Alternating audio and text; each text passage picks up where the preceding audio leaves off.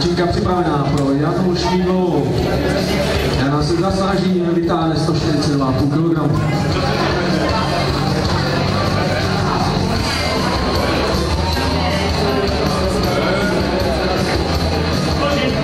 Tak pokus platný, trošku kulatý záda, ale nevadí.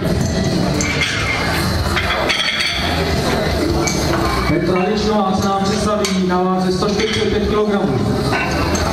Teď je Severočeška z Děčína, takže jí držíme palce.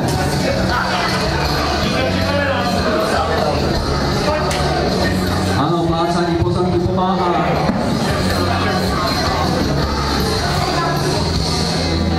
Petra Ličková, 145 kg, SKP Sport Děčín.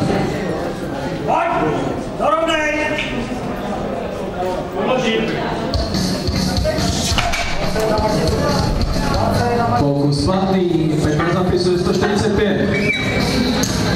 Naložíme 165 pro Petra Kovaříka ze Spartaku Chudov. Připravuje se nám Jan Morej, Jan